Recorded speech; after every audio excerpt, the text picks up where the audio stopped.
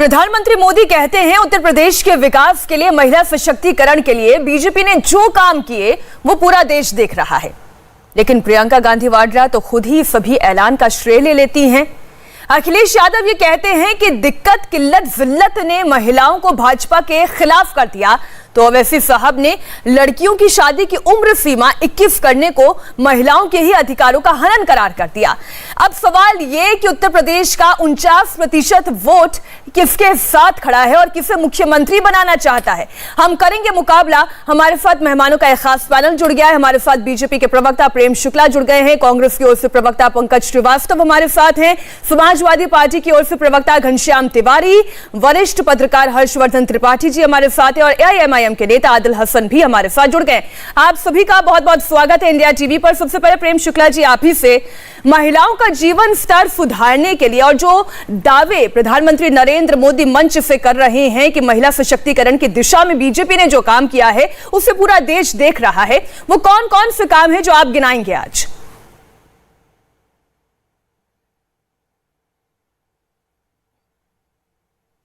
चलिए, प्रेम शुक्ला जी तक मेरी आवाज अभी नहीं पहुंच रही है, इसलिए अब मैं सीधा घनश्याम तिवारी जी आपके पास आ रही हूं। समाजवादी पार्टी के नेता अखिलेश यादव ये कहते हैं कि दिक्कत किल्लत और जिल्लत ने महिलाओं को भारतीय जनता पार्टी के खिलाफ खड़ा कर दिया। कौन सी दिक्कत और कौन सी किल्लत और कौन सी जिल्लत की बात अखिलेश यादव कर रहे हैं? नमस्कार मीनाक्षी जी, आपको, दर्शकों को और मेरे को पैनलिस्ट को। अगर उत्तर प्रदेश की अभी की पृष्ठभूमि देखें तो बहुत सारे सवाल हैं जो असुलझे हैं, जैसे कि लगातार देश में लगभग 5% बच्चे हैं जो स्कूल नहीं जा रहे हैं। क्या आपने देश के शिक्षा मंत्री से या उत्तर प्रदेश के शिक्षा मंत्री से या उत्तर प्रदेश के मुख्यमंत्री से इसके बारे में कोई जिक्र सुना है? जब ये महामारी आई तो बहुत सारे बच्चों को लैपटॉप और मोबाइल फोन पर पढ़ाई करनी पड़ी। उत्तर प्रदेश में बेटियों का, और ये देश के स्तर पर भी है, बेटियों के पास ये उपलब्ध नहीं है, बड़े पैमाने पे उपलब्ध नहीं है। क्या आपने देश के प्रधानमंत्री को या उत्तर प्रदेश के मुख्यमंत्री को या देश के शिक्षा मंत्री को कहते सुना है? बेटी पढ़ाओ बेटी बचाओ के आंदोलन या अभियान में 80% पैसा, 440 करोड़ रुपए इन्होंने सिर्फ मोदी जी की फोटो लगाने में खर्च कर दिए। क्या ये देश की बेटियों के साथ अन्याय नहीं है? लगातार फीमेल लेबर फोर्स पार्टिसिपेशन, यानी कि जितनी लड़कियां अलग अलग क्षेत्रों में काम कर रही हैं, लगातार देश में गिर रहा है। क्या ये देश की बेटियों के साथ अन्याय नहीं है? आप चुनाव से पहले 1000 करोड़ दे देते हैं, अच्छी बात है। स्वयं सहायता ग्रुप हर जगह, चाहे वो बिहार हो या उत्तर प्रदेश हो, हर जगह कारगर रहे हैं। लेकिन ये तो केवल धोखा है, ढकोसला है। जहां आपने 450 करोड़ अपनी तस्वीर लगाने के लिए खर्च कर दिए, जो पिछले 3 साल में किए, आप कुछ नहीं कर पाए। अगर आप अन्याय की बात करें तो जो हाथरस में हुआ अन्याय था, भारतीय जनता पार्टी का एक नेता नहीं जगा, स्मृति ईरानी नहीं जगी। या जो उन्नाव में हुआ अन्याय था, न स्मृति ईरानी जगी, न भारतीय जनता पार्टी का कोई नेता जगा। तो चाहे आप अन्याय की बात करें, साक्षरता की बात करें, अवसर की बात करें, या फिर वाकई प्रतिनिधित्व की बात करें, कहीं पर भी भारतीय जनता पार्टी ने कोई ऐसा मानक नहीं तय किया है जिसके ऊपर खड़े होकर के वो देश की बेटियों का, महिलाओं का वोट मांग सकें। घनश्याम जी, एक क्लैरिटी आपकी पार्टी की ओर से भी नहीं आई, मैं उस पर आज आपके पार्टी की भी राय जानना चाहती हूं। जो प्रधानमंत्री नरेंद्र मोदी आज मंच से कह रहे थे कि हमने लड़कियों की शादी की उम्र की सीमा 18 से बढ़ाकर 21 साल करने का फैसला किया है, हम इस दिशा में आगे बढ़ रहे हैं, काम कर रहे हैं। आपकी पार्टी का स्टैंड क्या है? आप लोग क्या चाहते हैं? क्या यह होना चाहिए? हमारे आदरणीय अध्यक्ष अखिलेश यादव जी ने कहा है कि समाजवादी पार्टी बिल्कुल प्रोग्रेसिव तरीके से, नजरिए से इसको देख रही है। जब आज के समय में 3-4 चीजें बिल्कुल स्पष्ट हैं दुनिया भर में, खासकर भारत में, जो बेटी इंटर पास करती है या ग्रेजुएट होती है, उसकी शादी की उम्र ऑटोमेटिकली 20 साल से ऊपर चली जाती है। तो आपने शिक्षा के स्तर पर जो भी सफल कदम उठाए, वो इस समस्या को अपने आप सॉल्व कर रहे हैं। दूसरी बात, जो बेटियां जिन्हें अवसर मिलता है, चाहे वो रोजगार के अवसर मिले, वो अपने आप शादी की उम्र को सॉल्व करती है। जो शादी की उम्र की समय सीमा है, उसके आंकड़े आपके पास उपलब्ध हैं। इसी सरकार के सर्वे कहते हैं, साल दर साल के सर्वे कहते हैं कि देश में लगभग किसी समय 3 साल पहले 26%, आज 23% ऐसे विवाह हैं जो 18 वर्ष की उम्र के आसपास होते हैं या उससे नीचे होते हैं। जो सरकार अभी भी उसको रोक नहीं पा रही है। अगर आपने रातों रात इच्छुक भी होते हैं जिसमें कई में महिलाएं इच्छा से, मतलब लड़कियां इच्छा से शादी के लिए तैयार हो जाती हैं 18+ में ही, 18 की उम्र में ही, और कई में जबरन भी शादी करवाई जाती है।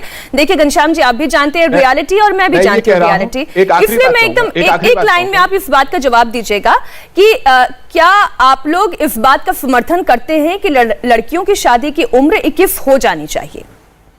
मैं इसका जवाब इस तरीके से देना चाहता हूं कि जहां पर देश में 60% से अधिक लड़कियां 12th पास नहीं कर रही हैं, वहां पे सिर्फ आपने कहा कि किस वर्ष की उम्र में सभी लड़कियों को ग्रेजुएशन की डिग्री दे दी जाएगी, ये उपाय नहीं है।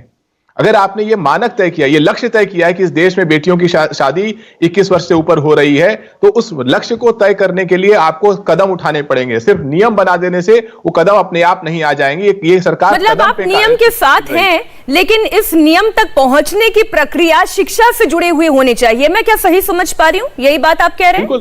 ठीक है। प्रेम शुक्ला जी, पहुंचने की प्रक्रिया शिक्षा और अवसर से जुड़ी हुई होनी चाहिए। शिक्षा और अवसर। प्रेम शुक्ला जी, क्या आपकी पार्टी महिलाओं को शिक्षा और अवसर दे रही है कि वो ये अधिकार की बात कर रही है कि 18 की बजाय शादी की उम्र सीमा 21 कर देनी चाहिए?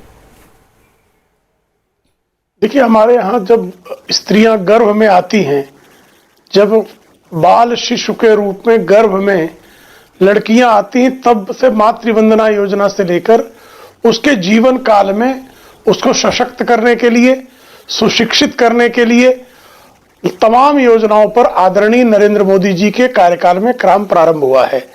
मातृवंदना योजना के तहत 5,000 रुपए जो है स्त्रियों को मिलता है जब वो गर्भ उसके आता है, उस फिर प्रसव के पहले इस तरह की व्यवस्था की जाती है उसके लिए। उनके लिए, महिलाओं के लिए जो है पोषण की व्यवस्था तो है ही, साथ ही साथ महिलाओं की शिक्षा के लिए व्यवस्था की गई है। महिलाओं को सदैव जो है सशक्त बनाए जाने की दिशा में आदरणीय नरेंद्र मोदी जी के नेतृत्व में काम हुआ है। अभी सिर्फ जिस उत्तर प्रदेश में जिसको कह रहे हैं घनश्याम तिवारी जी की, उस योजना सिर्फ दिखावा है। 76,000 करोड़ रुपयों का लेन देन महिला समूहों के माध्यम से उत्तर प्रदेश में होना, यह किस बात का संकेत है? यह इस बात का संकेत है कि हम महिलाओं को हर तरह से सशक्त करते। महिलाओं के नाम पर मकान, आज तक आज आदरणीय प्रधानमंत्री जी ने प्रयागराज में इस बात का जिक्र किया कि संपत्ति होती थी पुरुषों के नाम पे, क्योंकि पितृसत्तात्मक समाज की एक रचना जो है हमने कर रखी थी। आज महिलाओं के नाम पर अपने मकान हो रहे हैं। महिलाओं को जब आप एलपीजी गैस कनेक्शन देती है, आपको तो पता है कि अमेरिका की एजेंसी के एक वैज्ञानिक ने इस बात का पता लगाया कि लाखों महिलाएं हर वर्ष सिर्फ चूल्हे के धुएं के कारण, सांस की बीमारियों के कारण मृत्यु को प्राप्त होती थी। ऐसी महिलाओं को आज एलपीजी गैस कनेक्शन देकर उनको सशक्त करने का काम ही किया गया है। जब शौचालय नहीं हुआ करता था, तो इस उत्तर प्रदेश समेत पूरे देश में तमाम स्थानों पर सिर्फ शौच के समय जाते समय महिलाओं को जो है प्रेम शुक्ला जी, लेकिन पंकज श्रीवास्तव जी हमारे साथ कांग्रेस के प्रवक्ता बैठे हैं, वो तो ये कहेंगे कि प्रियंका गांधी वाड्रा ने जो लड़की हूं लड़ सकती हूं का नारा दिया, आज प्रधानमंत्री नरेंद्र मोदी को इसलिए महिलाओं के आगे झुकना पड़ा। देखिए, मातृवंदना योजना क्या आपको लगता है कि प्रियंका वाड्रा के कारण आई है? आपको क्या लगता है महिलाओं को शौचालय जो है वो प्रियंका वाड्रा के कारण? तो प्रियंका वाड्रा की भी सरकार थी, उसमें मातृवंदना योजना ले आनी चाहिए थी। किसने रोक रखा था? श्रीमती सोनिया गांधी के रिमोट कंट्रोल से जब केंद्र की सरकार संचालित होती थी और तमाम राज्य सरकारें उनके आंख के इशारे पर नृत्य करने के लिए मजबूर थी, उस समय उन्होंने महिलाओं के सशक्तिकरण के लिए कौन से कदम उठाए, उसका कृपा करके चलिए जवाब ले लेते हैं। पंकज श्रीवास्तव जी, आ जाएगा कि महिलाओं के लिए किसकी चिंता ज्यादा है। महिलाओं की कितनी चिंता है आपकी पार्टी को? पहला सवाल जो प्रेम शुक्ला जी ने पूछा, दूसरा सवाल ये जो मैं जानना चाहती हूँ, कांग्रेस पार्टी का स्टैंड क्या है? लड़कियों की शादी की उम्र सीमा 21 कर देनी चाहिए? देखिए, पहले तो मैं ये कहूंगा कि आज महिलाओं के प्रश्न पर बात हो रही है, तो जो पुरुष प्रवक्ता हैं, अफसोस है कि हम लोग ज्यादा महिला प्रवक्ता होते, जो लोग होते उनकी भागीदारी हो पाती तो बेहतर होता। आज इसमें नहीं है, ये शायद हम सबकी एक सामूहिक असफलता है। लेकिन कम से कम भाषा की बगैरती को तो थोड़ा अंतर रखिए। नहीं, आप तो एंकर हैं, आपको पैनलिस्ट नहीं। चलिए, हल्के अंदाज में ये कमेंट था। बिल्कुल, बहुत हल्के अंदाज में, और कम से कम आज के दिन हमें अपने भाषा के बगनखे को अंदर रखना चाहिए, क्योंकि प्रेम और करुणा के प्रतीक होती है महिलाएं। देखिए, मसला क्या है कि आज प्रियंका गांधी के तो श्रेय लेने की जो बात आप कह रही, वो एक बहुत स्वाभाविक बात है कि क्या राजनीतिक जब चुनाव की स्थिति आती है तो नैरेटिव क्या है। आज उत्तर प्रदेश में अगर महिलाओं का प्रश्न एक महत्वपूर्ण प्रश्न बना है, 40% टिकट देने का ऐलान करके और अलग महिला घोषणा पत्र जारी करके कांग्रेस पार्टी ने एक ऐतिहासिक पहलकदमी की है। कोई कह सकता है कि यह देर है, हो सकता है, इसमें मुझे कोई मानने में ऐतराज नहीं है, हो सकता है ये देरी हो, लेकिन हमने 33% आरक्षण देने की पूरी भरपूर कोशिश की और बाकायदा एक सदन में उपास भी हुआ। 7 साल से मोदी सरकार है, उसने इस विषय पर कुछ नहीं किया, जबकि वो बहुत बड़े बड़े कानून बदल रहे हैं, जब चाहते हैं जो बदल देते हैं, इतना हाहा होती उनके पास बहुमत है, लेकिन महिला आरक्षण के प्रश्न पर वो कभी भी कुछ भी करने को तैयार नहीं। जबकि जरूरत इस बात की है, देखिए, महिला सशक्तिकरण इस बात से नहीं होगा कि हमने 1 सिलेंडर दे दिया या हमने उनको शौचालय दे दिया, ठीक है, वो तो एक नागरिक मूलभूत सुविधा है। इसलिए पंकज जी हम इंतजार कर रहे हैं कि प्रियंका गांधी वाड्रा ने जो बड़ा दिल दिखाया है, उत्तर प्रदेश में जो कदम उठाया है, क्या वो अन्य राज्यों में भी इसे एक नजीर के तौर पर लाया जाएगा या नहीं, ये देखिए सवाल का दूसरा हिस्सा हो सकता है। लेकिन मीनाक्षी जी, बिल्कुल आप सवाल अगर पूरा आपने कर लिया हो तो मैं आपकी बात का एकदम जवाब देता हूं। जी, 18 से 21 वाले पर भी आइएगा, मैं उस पर भी बात करूंगा। देखिए, असली बात यह है कि यहां पर अगर हमने शुरुआत की है 40, मैं जो कह रहा था कि अगर आरक्षण होता संसद में और विधानसभाओं में, तो जहां फैसले लिए जाते हैं वहां पर महिलाएं हैं कि नहीं। महत्वपूर्ण बात यह है कि फैसले लेने का जो परिसर हमने बनाया है या जो मंच सजाया है या जो पंचायत लगाई है, वहां महिलाएं किस बड़ी तादाद में हैं। पुरुषों को महिलाओं के हक में फैसला लेने का हजारों हजार साल का अनुभव है और उसके बावजूद महिलाओं की स्थिति बहुत खराब है।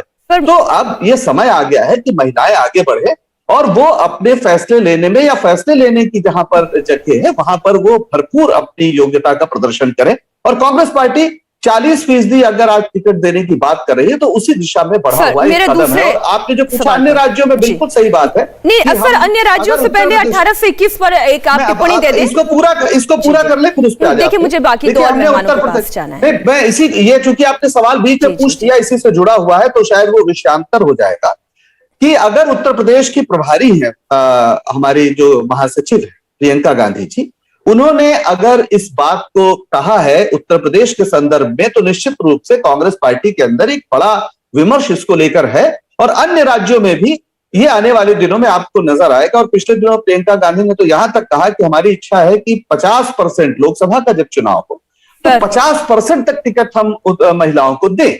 तो एक ये कोशिश हो रही है, इसमें आपको देखना चाहिए। अब एक साथ सब जगह क्यों नहीं हुआ, बहुत बार पायलट प्रोजेक्ट होते हैं कि हम किसी एक, अब 18 से 21 की बात पर आ जाए क्योंकि दो और मेहमान 18 और 21 को लेकर बहुत विवाद हुआ। क्यों विवाद हुआ? इस मुद्दे पर एक अच्छी खासी बहस होनी चाहिए। पूरी दुनिया में महिलाओं के शारीरिक संरचना और उनको लेकर कब उनकी शादी की उम्र है नहीं है, उसको लेकर पूरी दुनिया में एक कुछ कंसेंसस है जिसको लेकर 18 साल माना गया। लेकिन मैं कहता हूं अगर सरकार इसको 21 करना चाहती है, एक अच्छी खासी उस पर बहस करे जिसमें विशेषज्ञ भी हों, जिसमें सारे लोग अपनी बात रखें, क्योंकि आप उसको बालिग मान रहे हैं, आप उसको वोट देने का अधिकार दे रहे हैं। आप कह रहे हैं कि वो भारत का प्रधानमंत्री और मुख्यमंत्री और सब कुछ चुन सकती है, तो जाहिर है ये सवाल उठ सकता है कि फिर वो अपना पार्टनर भी चुन सकती है, या तो आप बालिग होने की उम्र भी 30 कर दीजिए, कोई दिक्कत नहीं है। और ये सारी बातें किसी के मतलब किसी के सनक का नतीजा नहीं होना चाहिए। अच्छा, ये सनक का नतीजा नहीं होना चाहिए, ठीक है। आदिल हसन जी, देखिए मैं आपसे सवाल पूछूं उससे पहले एक रिपोर्ट मैं आपके सामने रख दूं। जामिया मिलिया इस्लामिया की वाइस चांसलर नजमा अख्तर, उन्होंने 16 यूनिवर्सिटीज में एक सर्वे करवाया, उन्होंने पेपर्स भिजवाया और सभी स्टूडेंट्स इसमें शामिल थे, हर वर्ग के लड़के लड़कियां सभी इसमें शामिल थे। और उन स्टूडेंट्स से जो सर्वे के रिजल्ट निकल कर आए वो ये बताते हैं कि 67% बच्चे ये चाहते हैं कि उनकी शादी 26 से 30 वर्ष की उम्र में हो। लड़कियों की मैं बात कर रही हूं कि 26 से 30 वर्ष की उम्र में हो। 20% ये कहते हैं कि 21 से 25 साल सही उम्र है शादी की, और 12% ये कहते हैं कि 30 साल।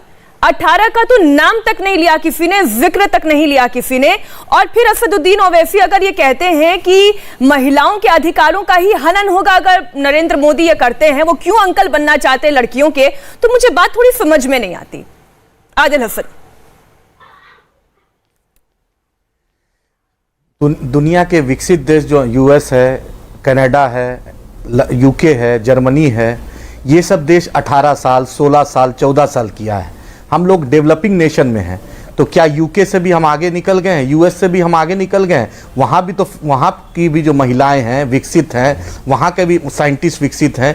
ये एक सरकार को बेवजह सरकार हर मामले में अंकल सैम क्यों बनना चाहती है? सर, अगर मैं यूके यूएस की बात तो नहीं करूंगी, लेकिन आदिल हसन जी, ये तो मैंने जामिया मिलिया इस्लामिया की रिपोर्ट आपके सामने रखी। आप उन्नाव मत करवाइए। आप चिन्मयानंद स्वामी आपके मंत्री हैं, आपके मंत्री ने क्या क्या हुआ आपने नहीं देखा क्या? मुद्दे पर आइए, मुद्दे पर उसका भी सम्मान, हाथरस में इनके एमएलए ने क्या किया ये नहीं दुनिया ने देखा? उन्नाव में 2 बजे रात में आपने क्या किया ये दुनिया ने नहीं देखा? क्या ये इंसाफ नहीं? बेटी बचाओ बेटी बढ़ाओ में क्या 80% पैसा आपने खर्च कर दिया? क्या ये महिला सम्मान नहीं है क्या? इस पैसे को आपने क्यों अपने पोस्टर चमकाने में खर्च किया? बेवजह की बात आप क्यों करते हैं? आप जब एक 18 साल का लड़का या लड़की वोट दे सकता है, प्रधानमंत्री चुन सकता है, एमएलए बना सकता है, एमपी बन सकता है, लॉ ऑफ कॉन्ट्रैक्ट साइन कर सकता है, बिजनेस शुरू कर सकता है, तो फिर ये नया शगुफा आप क्यों मार्केट में ले आए कि 21 साल? कहां पे स्टडी है? किससे डिस्कशन हुआ? किस ऑर्गेनाइजेशन ने सरकार का डिस्कशन किया? WHO की रिपोर्ट है, हेल्थ मिनिस्ट्री की रिपोर्ट है, national urban rural development health mission की रिपोर्ट है। किसकी ऐसी रिपोर्ट है जो आप रातों रात जगते हैं और 21 कर देते हैं? प्रधानमंत्री को सोचना चाहिए कि हर अंकल बनने की जरूरत नहीं। क्या खाएगा प्रधानमंत्री निर्णय करेंगे, क्या पिएगा, क्या सोएगा, कहां जाएगा, किससे शादी करेगा, सबके अंकल नहीं ना है प्रधानमंत्री एक चुने हुए नुमाइंदा है जो पूरे 135 करोड़ आवाम की नुमाइंदगी करते हैं। तो 135 करोड़ आवाम में क्या इन्होंने कुछ सर्वे करवाया था क्या? आप ये मान रहे हैं कि लड़कियों के अधिकारों का हनन है, और जो बात पंकज श्रीवास्तव कह रहे थे आप उसी को आगे बढ़ा रहे हैं कि किसी एक व्यक्ति की सनक नहीं होनी चाहिए।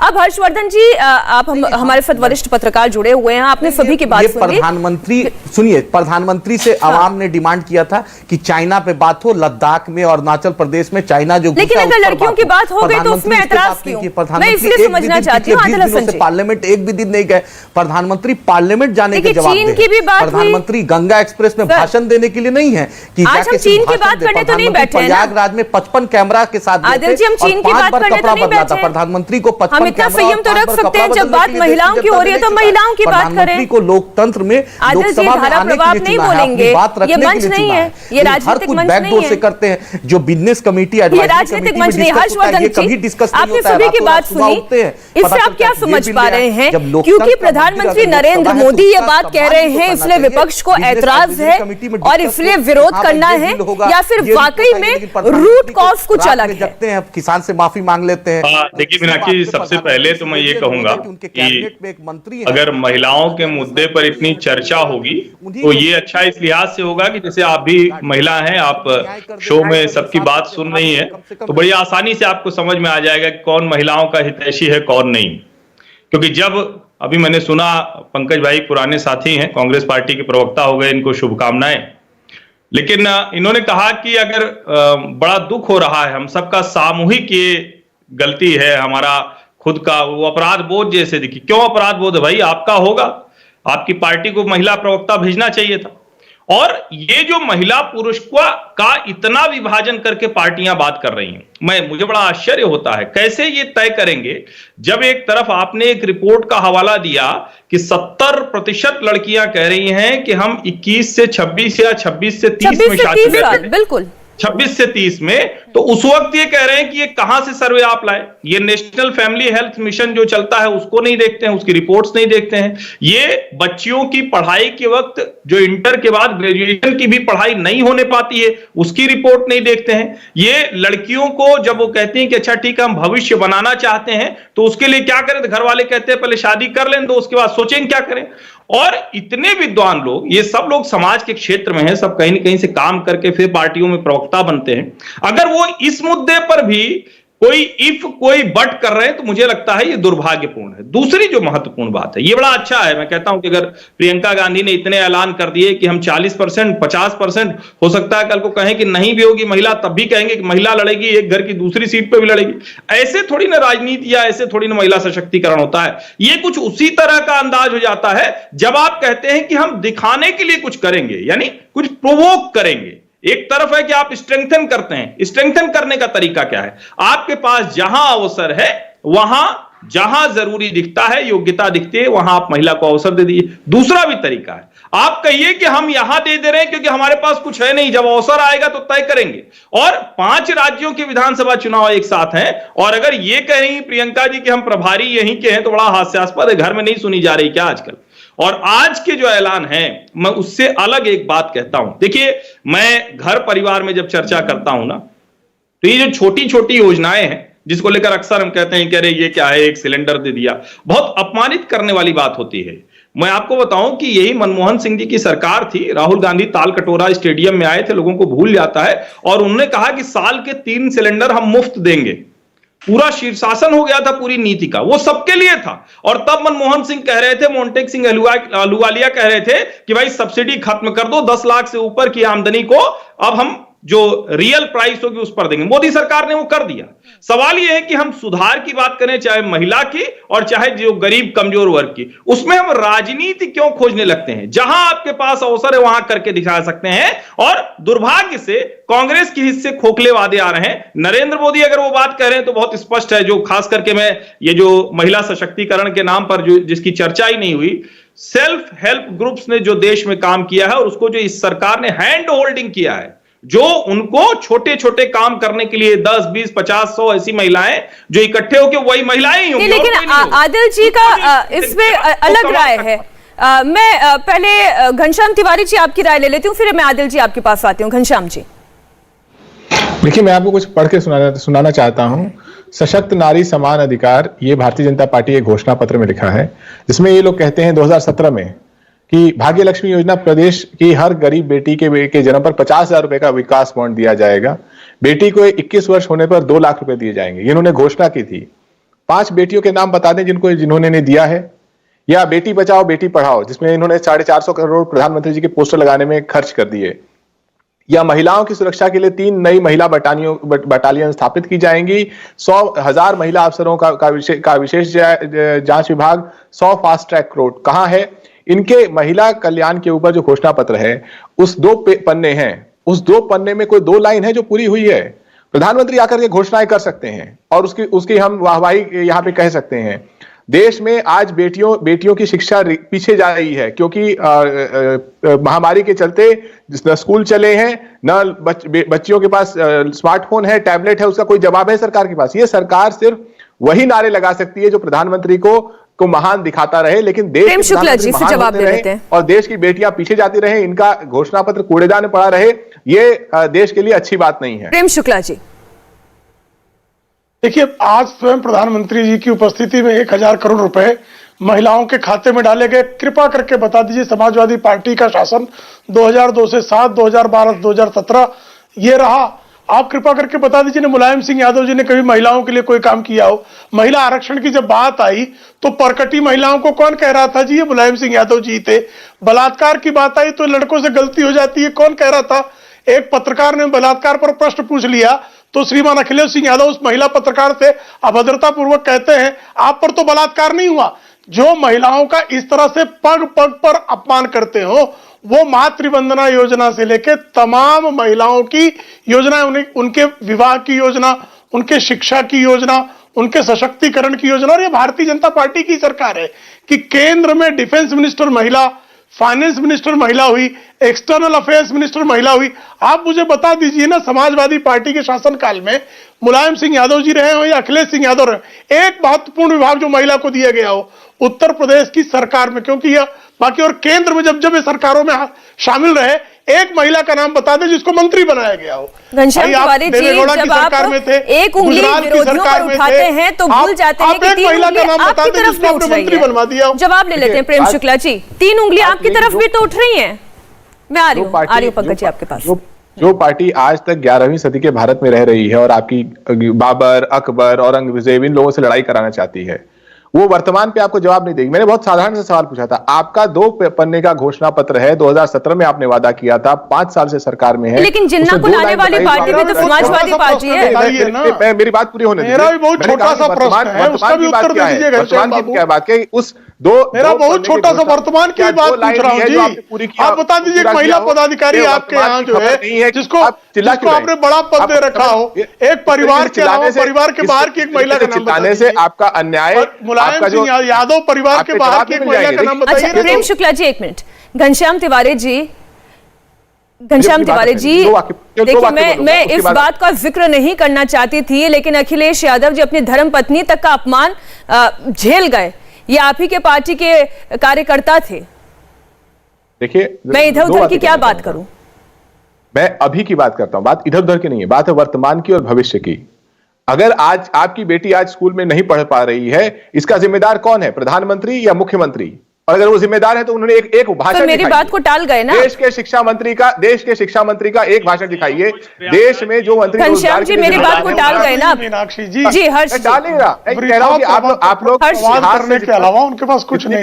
भी बात डिंपल के साथ मर्यादित व्यवहार हुआ था, वो प्रयागराज की सभा थी। अंत में डिंपल जी को कहना पड़ा था कि भैया से आपको शिकायत करनी पड़ेगी। 400 करोड़ का फोटो साटने वाली पार्टी न बेटियों को पढ़ा पा रही है, न उनके रोजगार के अवसर पैदा कर पा रही है, सिर्फ प्रधानमंत्री महान है के नारे लगा रही है। ठीक है, जिस बात का मैंने आपसे जवाब मांगा उस बात पर आपने जवाब नहीं दिया, कोई बात नहीं। आदिल हसन आप जी बोले।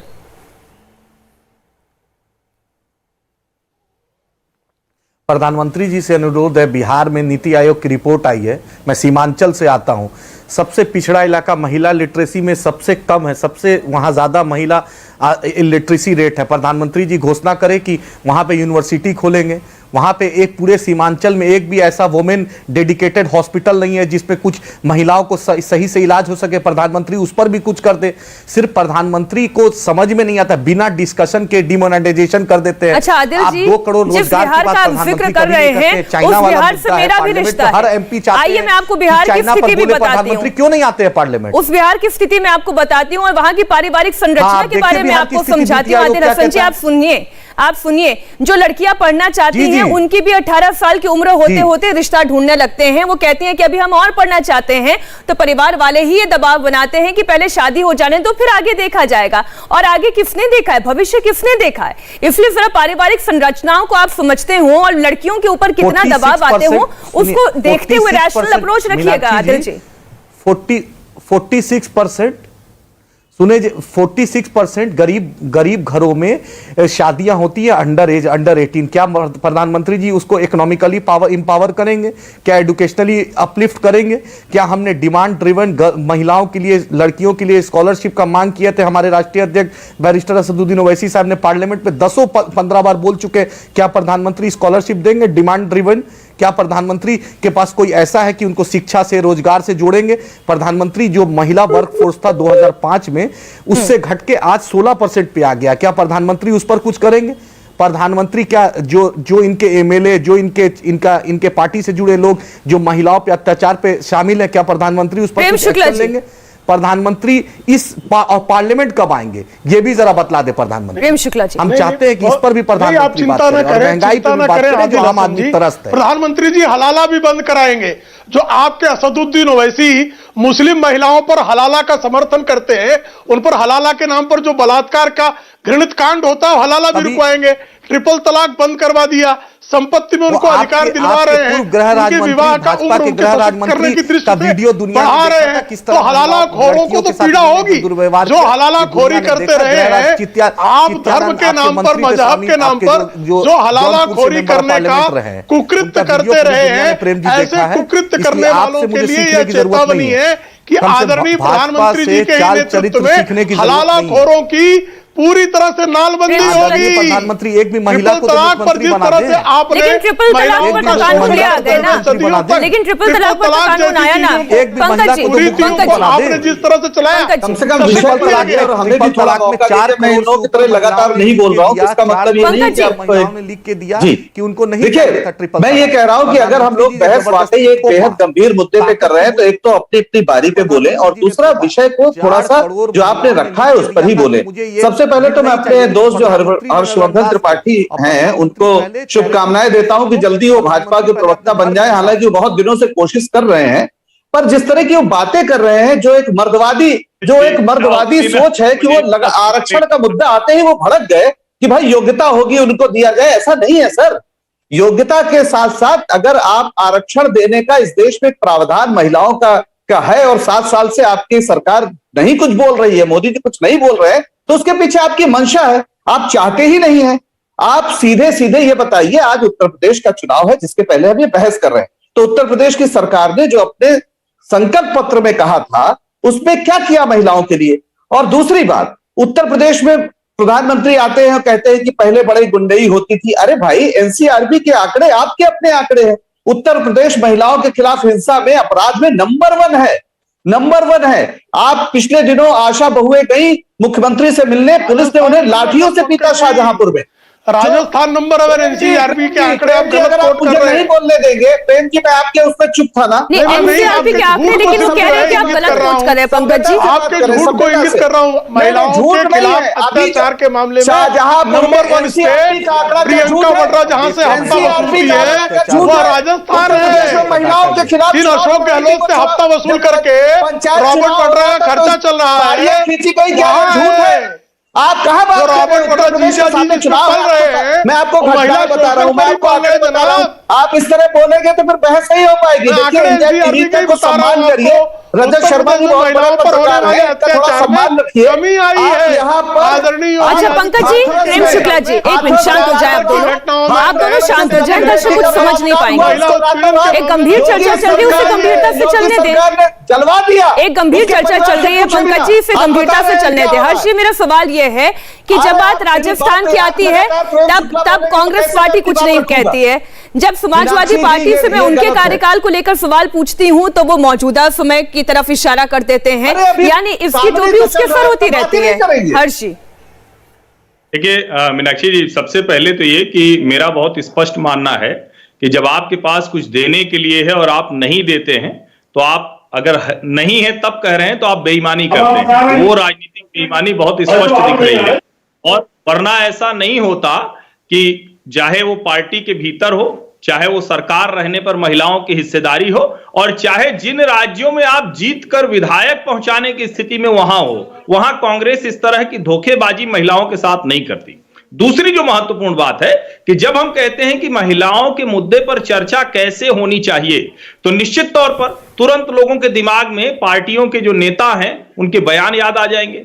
अभी शफीकुर रहमान बर्क साहब का बयान याद आ जाएगा, मुलायम सिंह यादव जी का बयान याद आ जाएगा, और देश के अलग अलग हिस्सों में जो जनप्रतिनिधि हमारे हरकतें करते पकड़े जाते हैं वो भी सब ध्यान में आएगा। तो जनता और विशेष करके महिला, वो अपने घर की महिला की अगर बात सुन लीजिए ना, तो आधे से ज्यादा मुद्दों पर टीवी पर फालतू की बात बोलते हुए आप रुकेंगे, ठिठकेंगे थोड़ा सा, क्योंकि जब आप अपने घर की महिला की नहीं सुनते हैं तो आपको लगता है कि सबको हम ही सुनाएंगे, हम ही तय करेंगे। मुझे लगता है इस हर्षवर्धन जी, जो आप कह रहे हैं ना, एक सर्वे सभी पॉलिटिकल पार्टीज के जितने भी नेता हैं, विधायक हैं, सांसद हैं, यहां तक कि मैं कहती हूं बूथ लेवल के कार्यकर्ता भी है, एक बार सर्वे अपने अपने घरों पर करवा ले कि उनकी घर की महिलाएं क्या कहती हैं कि शादी की उम्र बेटियों की क्या होनी चाहिए। बहुत बहुत धन्यवाद प्रेम शुक्ला जी, पंकज श्रीवास्तव जी, घनश्याम तिवारी जी, आदिल हसन जी और हर्षवर्धन त्रिपाठी जी हमारे साथ जुड़ने के लिए, उस चर्चा में शरीक होने के लिए। इंडिया टीवी हर वक्त हर जगह डाउनलोड करने के लिए सर्च करें India TV news Google play store या ऐप स्टोर पर।